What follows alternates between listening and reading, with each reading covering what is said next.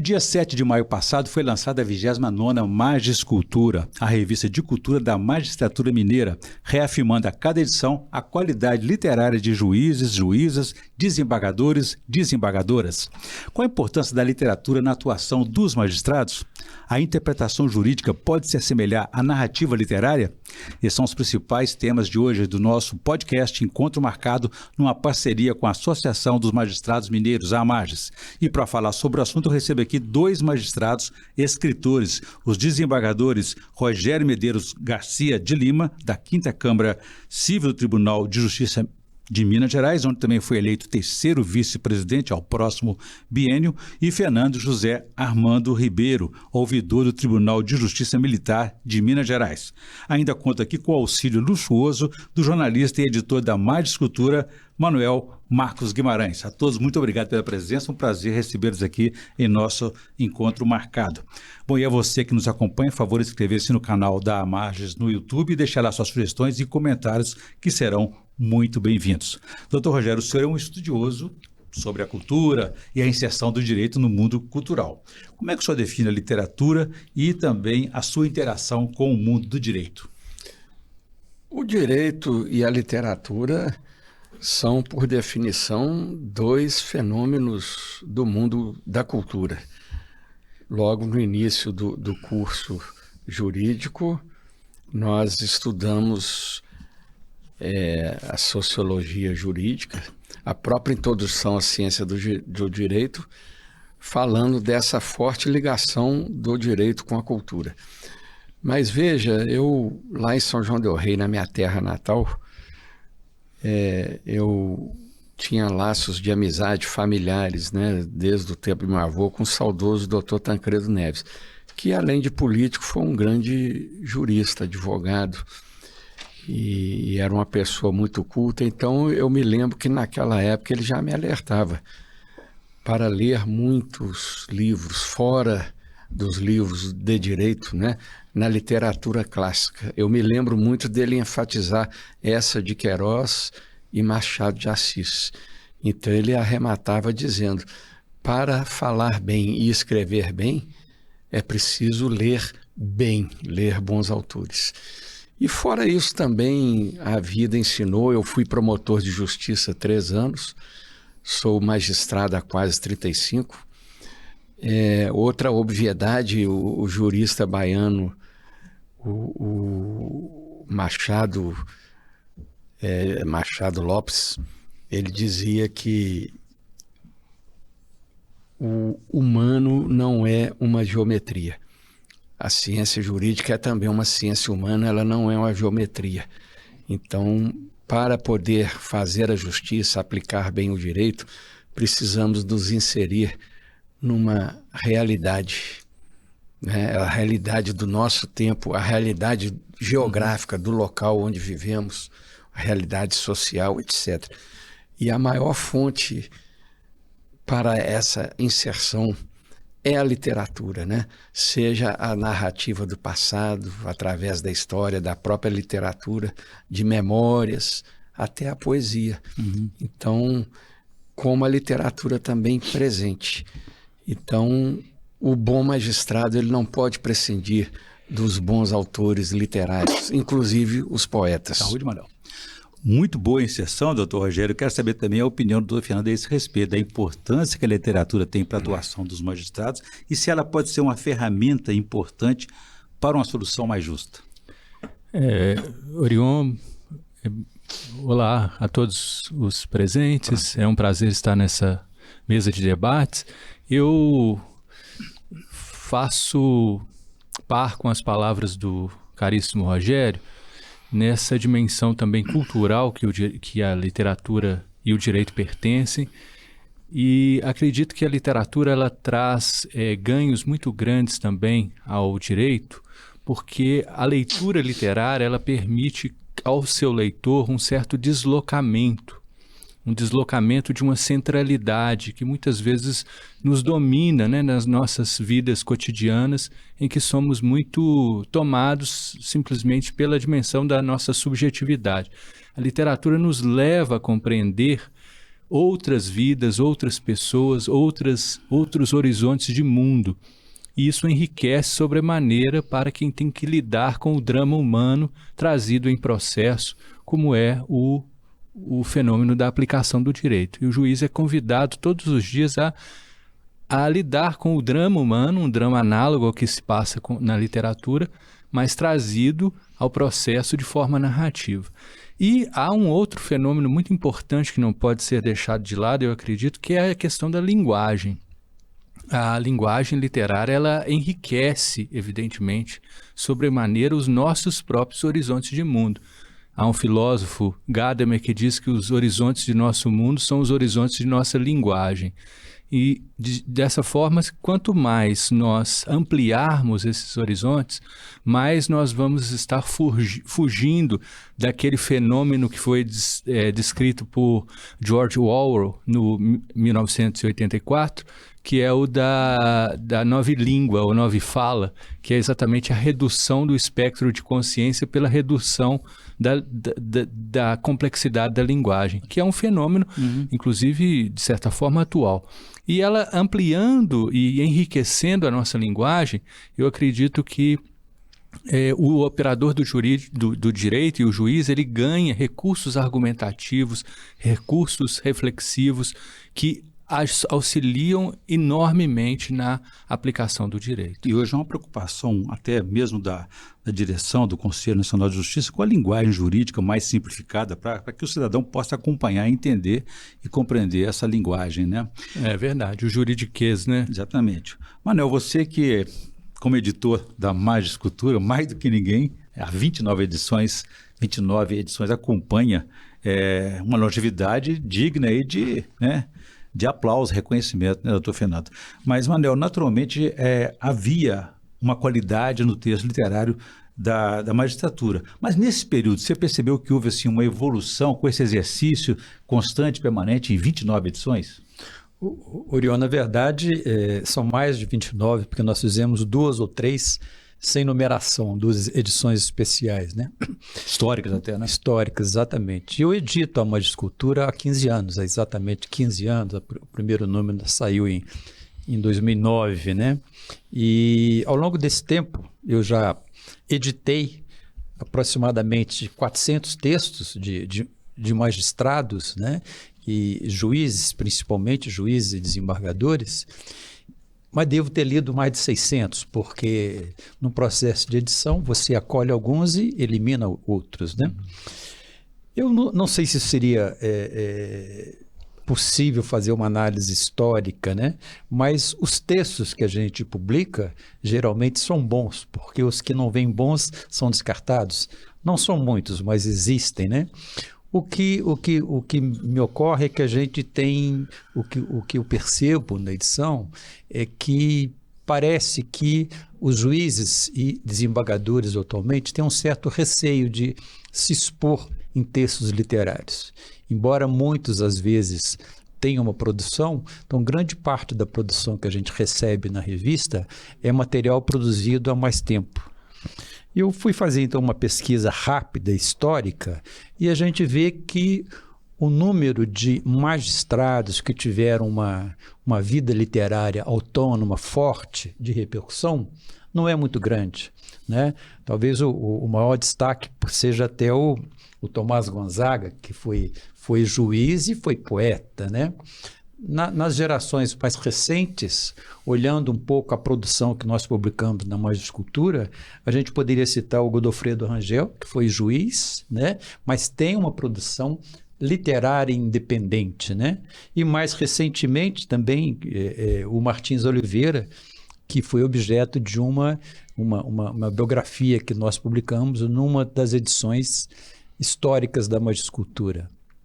Nós temos, sim, muitos magistrados que escrevem e escrevem bem, vamos dizer assim, mas não são pessoas que tenham uma carreira como literato, etc. Escrevem bem, publicam, e daí a importância da revista Magis Cultura, que abre esse espaço, né, para a magistratura, Mas a gente percebe que, enfim, os magistrados, muitas vezes ocupados na faina diária, etc., talvez não gostam muito de se expor, né, com textos literários de uma maneira geral. Mas, no geral, Manuel, eles trazem aquele juridiquês para o texto literário ou conseguem desapegar? Não conseguem. Os textos, o que a gente vê na edição da revista é que não há nenhum ranço, né, de juridiquês nos textos que a gente publica. Pelo contrário, são pessoas... Está aqui os dois companheiros de mesa aqui, doutor Fernando e doutor Rogério, são habituês, né, da revista, publicam sempre, e são textos absolutamente desprovidos vamos dizer, do juridiquês, né? Da parte técnica, etc. Né? O próprio caráter da revista é esse, nós não aceitamos, né? A revista não admite o texto juridiquês. E os que publicam, os que têm nos enviado trabalho, sim, eles conseguem fazer essa separação da linguagem. Doutor Rogério, falamos daqui a pouco da questão da linguagem jurídica, né? Quer dizer, uma preocupação de fazer uma aproximação maior com o cidadão, com a cidadã. O senhor que já passou por várias comarcas aí do interior, lidou com conflitos na ponta, conflitos ali que são, ao mesmo tempo, matéria-prima para essa experiência literária. Como é que o senhor avalia essa oportunidade do trabalho que o senhor exerceu e exerce para a literatura? O senhor consegue transferir essa matéria-prima para lá? Ah, sim, veja, eu tenho um livro do Enrico Ferri, tradução brasileira, era um grande jurista italiano, e ele cita o livro é sobre crimes na literatura, né? E evidentemente que o campeão é o Shakespeare, mas ele cita um grande romance francês do Émile Zola, Teresa Racan. Eu tinha lido esse livro, eu tinha uma coleção ainda estudante de direito, tenho, né, até hoje uma coleção de clássicos, inclusive o Teresa Racan. É um crime que ocorre em Paris. Era uma senhora, Teresa Racan, idosa, ela tinha um filho único, muito doentio, casou-se com uma moça ambiciosa, e o amigo desse filho... era também uma pessoa ambiciosa, sem escrúpulos. Ele se torna amante da esposa do amigo e vão nessa toada aí planejar a morte. Eles vão fazer um passeio de barco no Rio Sena e jogam o infeliz doentio, asmático, aquela coisa, no rio. Ele morre afogado e simula como se for acidente. O crime é desvendado. Aliás, uma parte chocante, né? A velha Teresa Racan acaba tendo um AVC, fica inválida, mas o olhar que ela dirige para a nora, né? Como quem diz, eu sei de tudo, aquilo foi mais ou menos como Dostoiévski no Crime e Castigo, né? Aquela coisa do remorso. Mas, enfim, eu, quando era promotor de justiça em Perdões, eu fiz uma denúncia de um crime muito parecido. Era gente mais humilde, ali num bairro mais modesto lá de Perdões, e foi uma trama parecida, com um toque mais cruel ainda, porque a filha da mulher que com o amante matou o marido dormindo, ela tinha uma filha com esse marido que tinha problemas de epilepsia e tinha que tomar remédio controlado, dormia um sono muito pesado. Ela acordou essa menina de 13 anos, se eu não me engano, na época, para ajudar a carregar o corpo do próprio pai. Mas eu me lembro que no júri eu fiz menção ao Teresa Racan. E aquela história que o Coni mesmo fala numa crônica muito famosa dele. A vida imita a arte ou a arte imita a vida? Elas estão juntas, né? Tudo bem. Doutor Fernando, eu sei também que o senhor é um estudioso, né?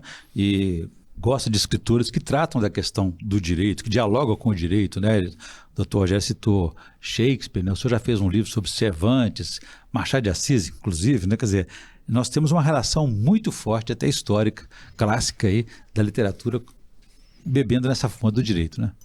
Ah, sim. Essa é uma das vertentes das pesquisas, né, em Direito e Literatura, verificar justamente como que o direito é tratado nas obras literárias. É chamado exatamente o direito na literatura, que é uma das possibilidades ao lado do direito como literatura e também do direito da literatura.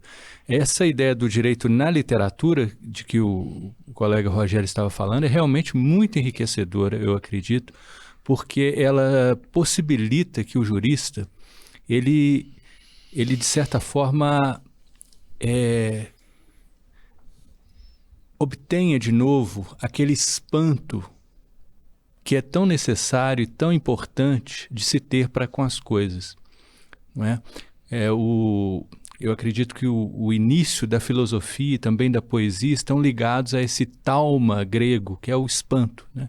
Que é o embevecimento, que é algo que é próprio do ser humano. Máquina nenhuma tem, robô nenhum tem, por mais sofisticado que seja.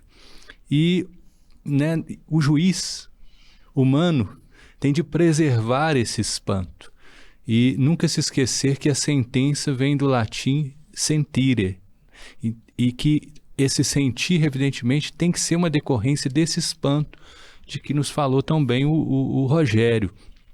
E nós notamos que muitas vezes o que ocorre na profissão jurídica, como ocorre em qualquer outra profissão, é que o cotidiano, o dia a dia, o acumular-se das tarefas e mesmo dos processos vai retirando, de certa forma, esse embevecimento que existe nas coisas, até diria, essa poesia que já está nos fenômenos, que, como diz Maria Esther Maciel, nem toda poesia chega à palavra, e faz com que o magistrado ou o advogado ou o promotor perca essa percepção dos detalhes. A literatura, ela agrega lentes e faz com que esse operador do direito ele possa perceber esse processo, essa dinâmica desses fatos e mesmo a dinâmica da interpretação das normas em uma roupagem nova, com esse espanto novo, o que traz, a meu ver, uma contribuição muito grande em termos de interpretação e uma possibilidade muito mais acurada de se alcançar a justiça. Né? Sim, além da poesia, né, doutor Fernando, o olhar do magistrado deve estar presente também no aspecto social comunitário como um todo, e não apenas na parte técnica, não é isso? É verdade. Eu acho que a literatura ela agrega muito esse valor também, né, Emanuel? Que é o valor de perceber realmente o direito como sendo um dos elementos dessa dinâmica social e que está interrelacionado, né, com uma trama de valores que eu acho que a literatura traz muito bem ao magistrado.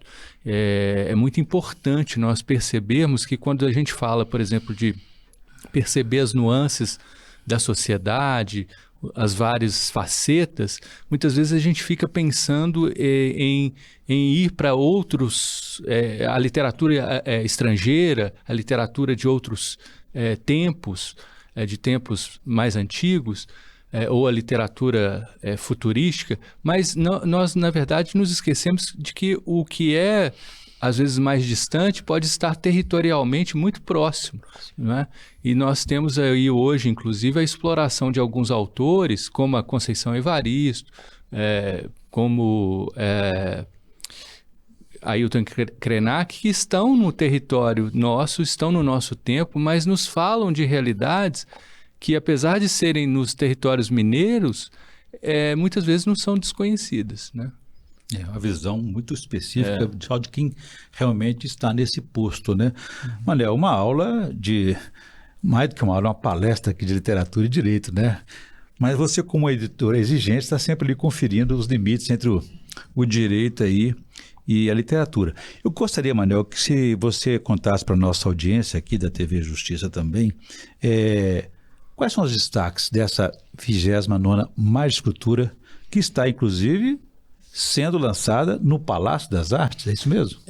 Exatamente, Orion. Eu diria que é um marco muito especial para nós que estamos editando essa revista, né, que estamos fazendo essa revista, e todos os artigos, vamos dizer assim, já que estão sendo editados, são bons. Mas eu me permito fazer 2 destaques. O primeiro é a capa da nossa revista, que é sobre Guignard. O destaque maior da revista é realmente um ensaio do Márcio Sampaio, que é acadêmica da Academia Mineira de Letras, e a Academia é uma parceira nossa na revista, né? Sobre os 80 anos da chegada. O Alberto da Veiga Guignard chega a Belo Horizonte há 80 anos, a convite do Juscelino Kubitschek, que foi um renovador em muitas áreas da política e da cultura, né? E aqui ele cria uma escolinha no parque municipal, e a partir dali ele faz uma verdadeira revolução nas artes plásticas. Esse é um dos destaques da revista, e outro, o Dr. Fernando acaba de citar aqui a Conceição Evaristo, que recentemente foi eleita para a Academia Mineira de Letras. Ela é objeto de nada menos de 3 artigos da nossa revista. Um deles, escrito pela ministra Edilene Lobo, né, ministra do TSE, e outro da doutora Ivana Fernandes, que é juíza aqui em Contagem. E um terceiro de um convidado que fala de um ex-aluno de Guignard, que era sobrinho, era tio da Conceição Evaristo. Então, Orion, eu acho que a revista cumpre esse papel muito bem de dar vazão a uma produção importante da magistratura. E queria só puxando um pouquinho para a nossa situação de jornalistas, né? O direito, os cursos de direito, historicamente, eles sempre foram a porta de entrada, né, de quase todo cidadão que queria se dedicar à escrita de uma maneira geral, né? O jornalismo antes brasileiro, dos concursos, né, Manuel? Exatamente, mesmo depois dos concursos, mas no nosso caso do jornalismo, antes dos cursos de jornalismo, né? Porque os cursos de jornalismo só surgem na década de 1960. Então, os grandes nomes do jornalismo brasileiro, né, na época mais intensa, eles eram egressos do direito, né? Da formação em direito, que era o caminho que eles tinham, né? E muitos deles também se dedicaram depois à literatura, né? Ou seja, o direito está na origem de grande parte da produção literária do país. Não especificamente, não necessariamente, unicamente a magistratura, mas o direito de uma maneira geral. Interessante, doutor Rogério, que o Manuel destacou essa relação, essa influência e o estímulo que o ex-presidente, ex-governador, ex-prefeito de Belo Horizonte, Juscelino Kubitschek, tinha com as artes, especialmente agora citada aqui a literatura. O senhor que dialoga também com a política percebe que existem outros exemplos, outros casos dessa relação, né? Com certeza, o próprio doutor Tancredo, meu conterrâneo, né? Veja, ele foi jornalista como estudante, ele tinha uma facilidade muito grande na expressão oral e também na escrita, né? Seus discursos eram maravilhosos, mas nós temos aí diversos outros exemplos de gente do mundo das artes. Se considerarmos a arquitetura como arte, e eu assim considero, o Oscar Niemeyer era um gigante, né? Inclusive falando em Juscelino, a Pampulha, Brasília, mas era uma pessoa extremamente engajada. Não chegou a exercer mandatos, mas era extremamente engajado.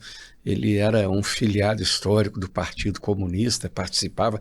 Vamos lembrar Darcy Ribeiro, que usou da política para a sua pregação, né, de educador, de antropólogo, indigenista, né? Então, essa articulação ela é muito saudável. Ela traz progresso social na medida em que conscientiza as pessoas também para o belo, para o triste, para o bonito, para o feio. É exemplo da política, também a magistratura recolhe, né, bebe nessa fonte quando lida com os conflitos das pessoas ali, dos seus processos. Eu até tive a honra de ser empossado sócio efetivo do Instituto Histórico. Há uma correlação, uma semelhança muito grande entre a atividade do juiz, do jornalista e do historiador, né? Cada um com a sua metodologia, cada um com o seu tempo, né? O tempo do jornalista é para agora, né? Ainda não é mais para a edição de amanhã. O jornalismo da internet hoje é para agora, né? E o tempo do historiador... Embora nem sempre praticado profissionalmente, né? O que exatamente, se faz nas redes sociais tem aparecido hoje, muita, não dá para ser comparado com muito jornalismo. Muito aventureiro e muitos predadores, vamos dizer assim, dos fatos. Mas o tempo do juiz e, sobretudo, historiador, ele é mais lento, mas o processo é parecido, né? O juiz, em cada caso concreto, ele também está fazendo uma história, uma micro-história, né? Então, isso é muito interessante também. São boas convergências, né? E esse aqui é o nosso encontro marcado, podcast, uma parceria com a Associação dos Magistrados Mineiros. Doutor Fernando, o senhor falou sobre a linguagem jurídica, né, de buscar essa simplificação, essa aproximação, essa comunicação mais direta com o cidadão, com a cidadã. Como é que o senhor avalia, por exemplo, a questão que a literatura possa contribuir para fortalecer a imparcialidade aí judicial? Bom, quanto à linguagem jurídica, eu acredito que a literatura tem uma contribuição, além dessa que já foi mencionada, que é justamente de reduzir o impacto do juridiquês. Eu acredito que o juridiquês, como uma derivação da linguagem técnica ou científica, que na verdade deriva dela, mas não se resume a ela e não necessariamente a exprime, porque o juridiquês advém de um uso de congorismos, latinismos, estrangeirismos, que não necessariamente contribuem para a compreensibilidade, para a cientificidade do direito. O juridiquês, ele, muitas vezes, ele é fruto de uma certa fossilização da linguagem, o que ocorre com o uso, às vezes, e o abuso da própria tecnicidade da linguagem. E o pensador norte-americano Ralph Waldo Emerson, ele tem um ensaio sobre a poesia em que ele diz uma coisa muito interessante. Ele diz que toda linguagem é poesia fossilizada. Se nós pensarmos sob essa premissa de Emerson, nós vamos ver que a desfossilização da linguagem em qualquer campo, a literatura tem um papel importante a exercer, que é exatamente um lapidar, um polir, um retomar um certo sentido originário dessa palavra e desse uso linguístico. E isso, evidentemente, já por si só diminui sobremaneira o impacto desse uso dos jargões que nós chamamos juridiquês. E eu acredito que, quanto à sua questão sobre a imparcialidade, acho que tem uma conexão direta com o que foi falado pelo Rogério e pelo Manuel anteriormente, que é a questão do tempo das próprias decisões. E há uma carta do poeta John Keats, um poeta do romantismo inglês, de que eu gosto muito, em que ele define o poeta, a virtude fundamental, a competência fundamental do poeta, como sendo o que ele chama de negative capability, que é capacidade negativa. O que é essa capacidade negativa? Ele vai dizer, é a capacidade de deixar concorrerem no mesmo tempo vetores contrários, sem tentar buscar uma resposta imediata para eles. Deixar, de certa forma, o poeta deixa que, de certa forma, vetores opostos se estabeleçam no seu sentimento, na sua cabeça, na sua percepção, sem criar uma ansiedade muito grande para dar-lhes resposta, deixando que eles amadureçam e, a partir desse amadurecimento, surja uma resposta efetiva. Eu acredito que isso tem um sentido muito especial quando nós trabalhamos a exigência que está, inclusive, no Código de Ética da Magistratura, de que o juiz busque a verdade apenas nas provas do processo e no contraditório das partes. Evidentemente, isso nada tem a ver com morosidade judicial, tem a ver com o tempo certo da tomada da decisão. É o tempo de cada um. Com deixar amadurecer, exatamente. Uhum. E eu acredito, Orion, que isso tem uma contribuição muito grande para o mundo atual também. Porque hoje em dia nós vivemos um mundo em que todos são convocados a serem comunicadores, não é? A serem pessoas que se comunicam, que se expõem. Mas temos muito pouco espaço para diálogo. Temos muitas informações e pouca abertura ao diálogo.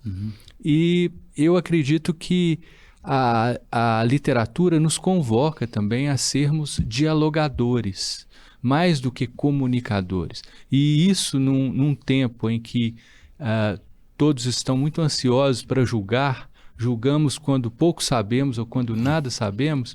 Acredito que a capacidade negativa de Keats tem uma contribuição muito importante para o século XXI e para a justiça especialmente. Isso nos deixa com menos donos da verdade, né? Digamos assim.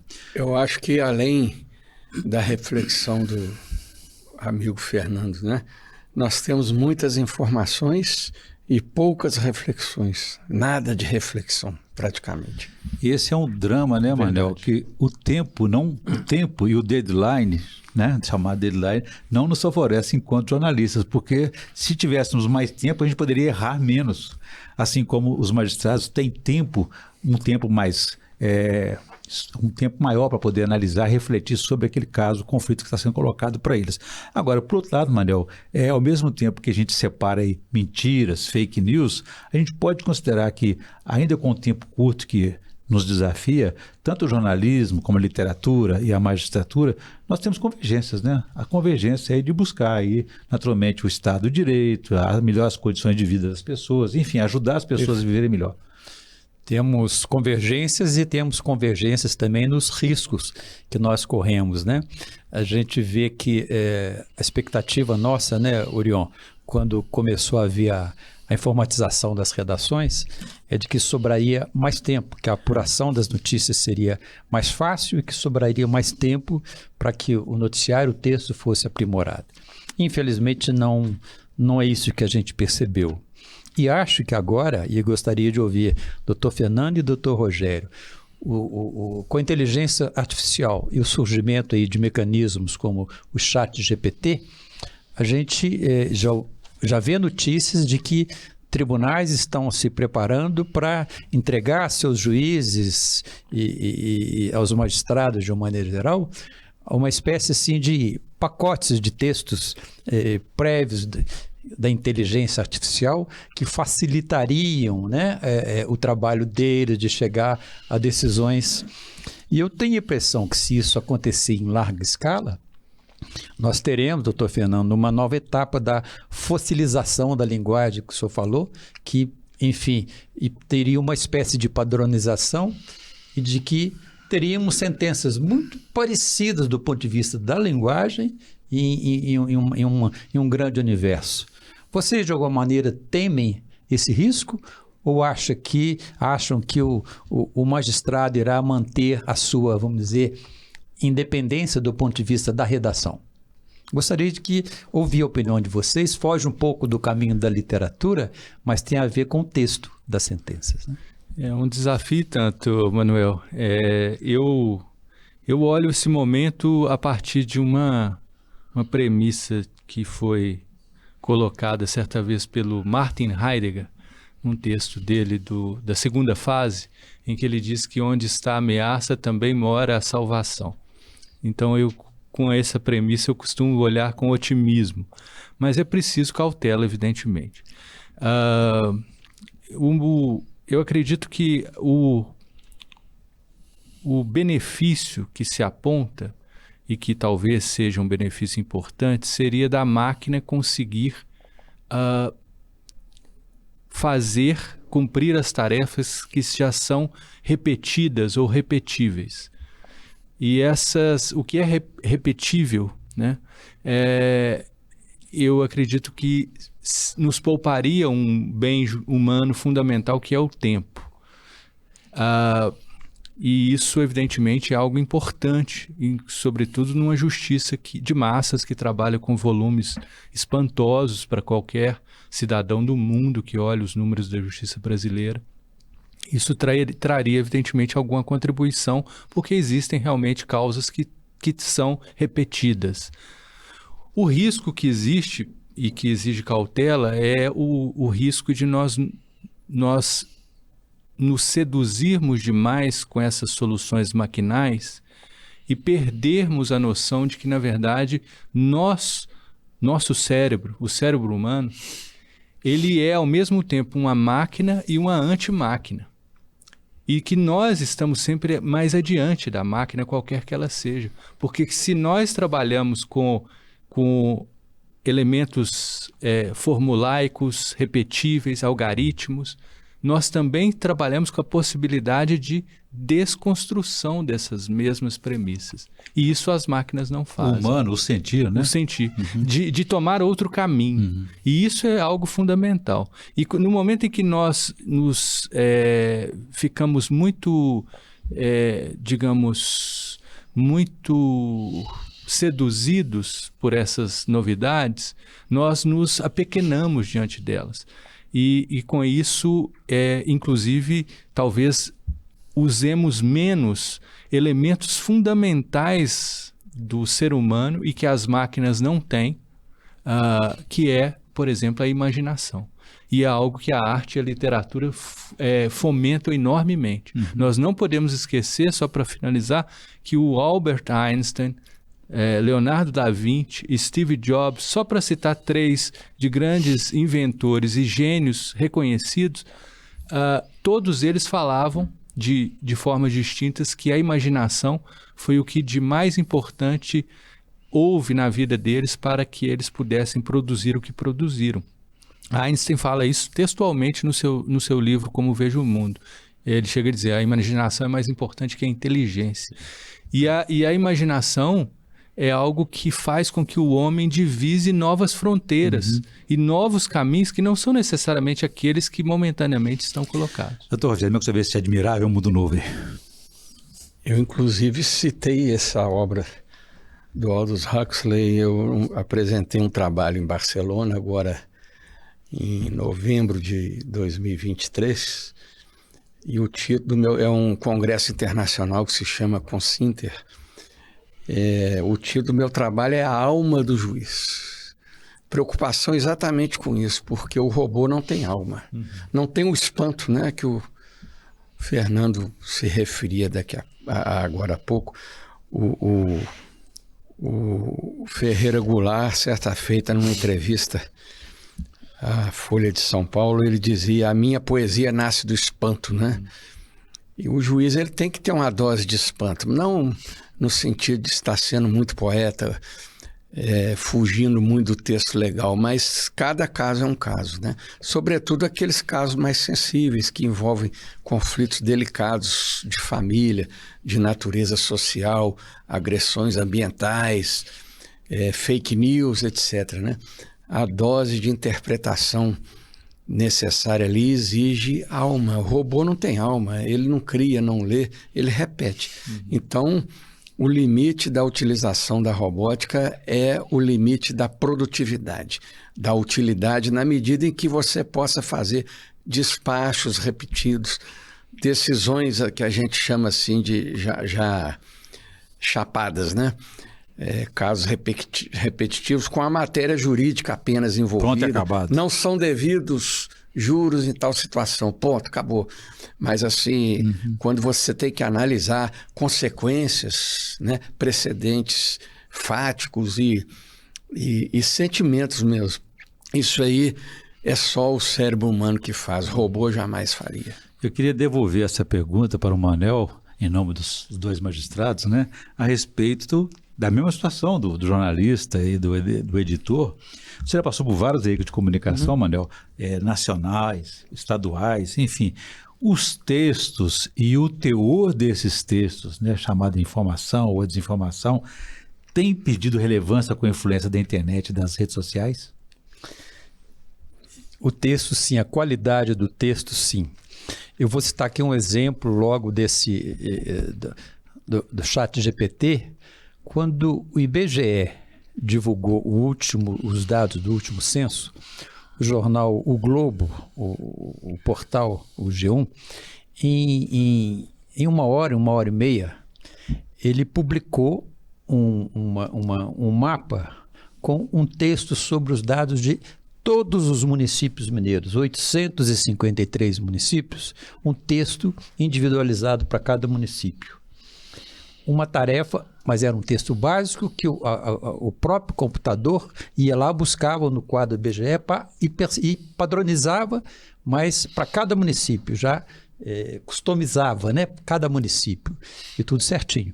Essa era uma tarefa que, se fosse delegada a mim e o Orion, da velha guarda, na redação, para a gente fazer esse tipo de trabalho, a gente ficaria uns 5 dias ali pegando município por município, etc.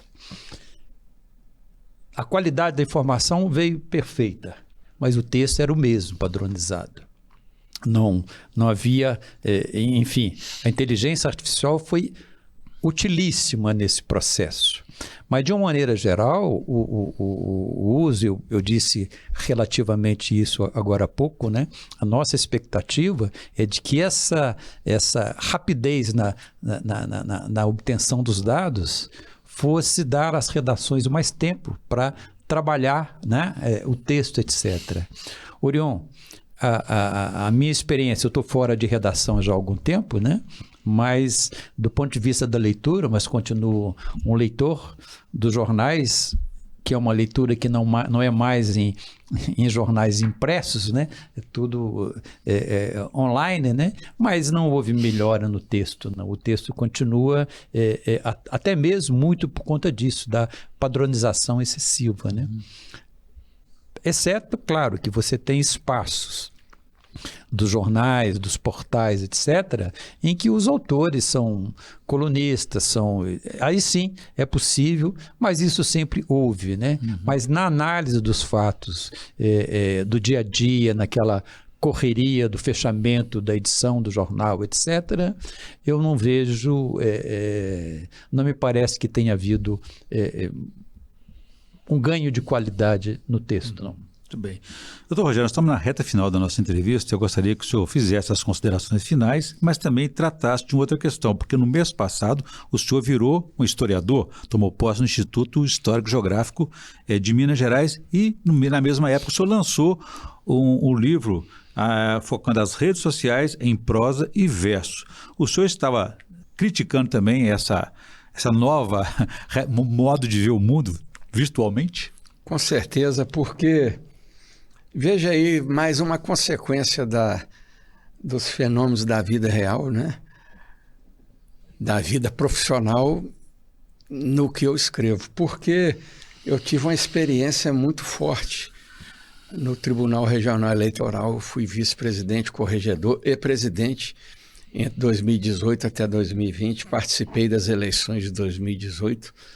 Nós fomos surpreendidos por aquela avalanche de fake news, etc. E eu fiquei muito impactado pelo mau uso das redes sociais.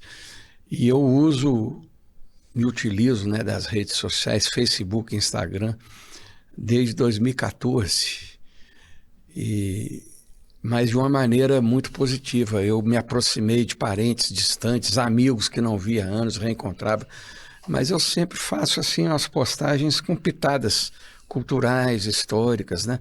Pessoais, aquela vida do dia a dia. São João del Rei, minha terra natal, um encontro com amigos. E a mensagem que eu tento trazer é exatamente essa, que para as redes sociais não só poderiam, como deveriam ser usadas também como espaço de uma pequena literatura, uma mini literatura, né?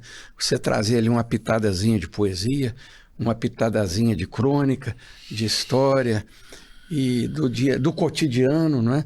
E não esse uso nocivo. Então, o meu livro, na parte introdutória, ele reflete nessa evolução, né? Eu sou do tempo da máquina de escrever, como do carimbo, né? No início como promotor e juiz, e dos autos apensados com barbante, né? Amarrado um volume no outro.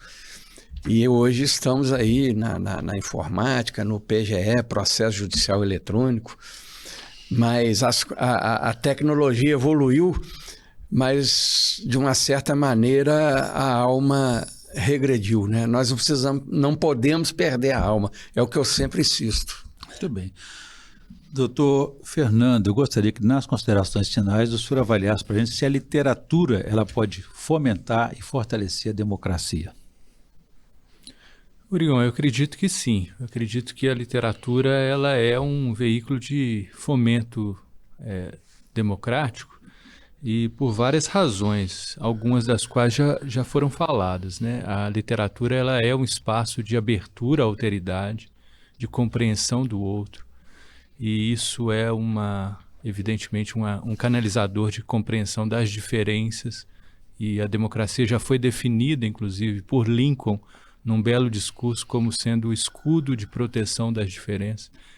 E a literatura também, ela fomenta, eu acredito, a democracia, na medida em que permite a que todos tenham acesso a uma percepção de mundo que, de certa forma, seja construída por eles mesmos, um resgate da autonomia.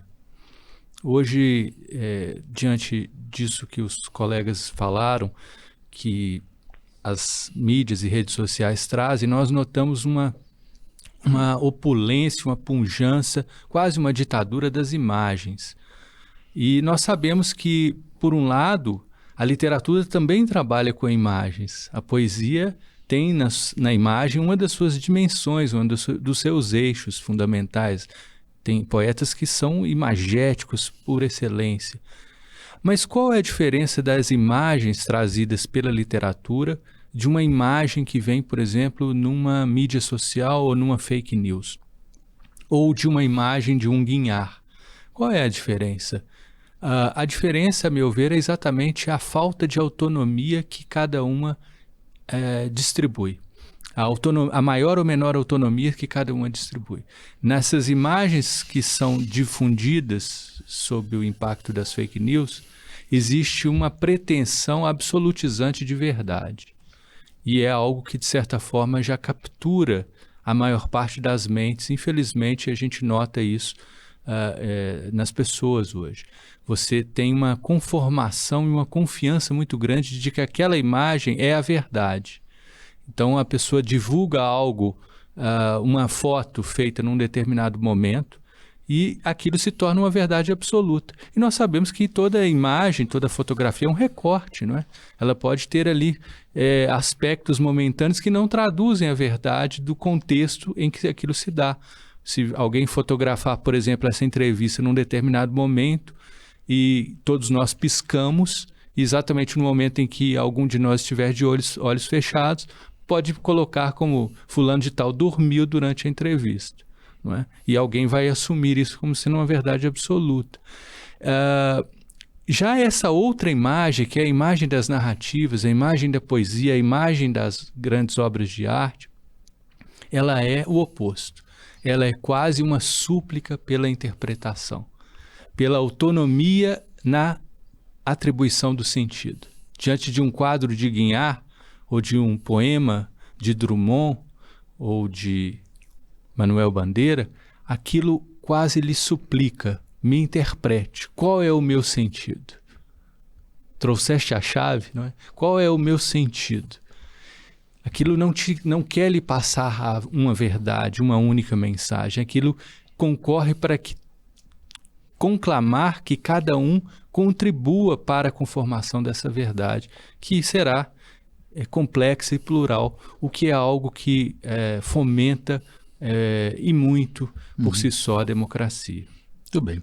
Manuel, nas suas considerações finais aí, lembrando que você sempre busca fazer essa convergência na magistratura entre literatura, direito e artes plásticas também. Como é que seria com essa objetividade e subjetividade a qual se referiu aqui o doutor Fernando? Acho importante, inclusive, Orion, aproveitar esse espaço aqui para fazer um convite, supondo que temos dezenas e centenas de magistrados nos acompanhando, para fazer um convite aos magistrados e magistradas mineiras que participem mais, utilizem seu potencial de reflexão, de indignação e de poesia para participar com artigos, com estudos e coisas ligadas à área cultural, até para se libertar um pouco, que eu suponho também, não sou magistrado, mas suponho também que deve haver alguns momentos de enfado, de irritação com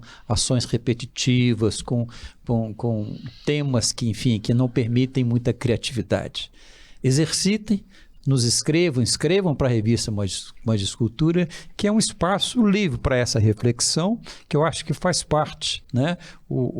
Nós publicamos recentemente uma edição especial sobre a obra do Rafael de Almeida Magalhães, uma palestra do desembargador Luciano Pinto, que eu reputo como tendo sido, eu já disse isso, eu repito aqui, o melhor texto que eu li em todos esses 15 anos de edição da revista Magiscultura.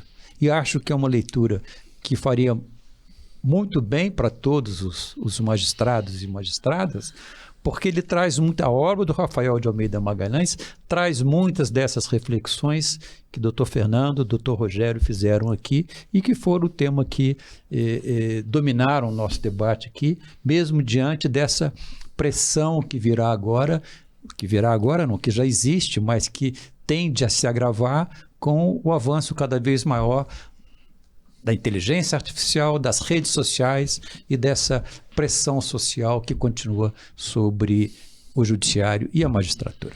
Muito bem, eu queria agradecer aqui a participação dos magistrados e escritores, Dr. Fernando Armando Ribeiro, Dr. Rogério Medeiros Garcia de Lima e ao jornalista Manuel Marques Guimarães, especialistas em direito, literatura e jornalismo, que deram essa contribuição muito importante aqui para a gente discutir sobre essa interação entre a magistratura e a literatura. Muito obrigado a todos e a você que nos acompanhou até aqui pode ver e rever essa entrevista no canal, no YouTube e deixar lá suas sugestões e comentários que serão muito bem-vindos. Obrigado e até a próxima.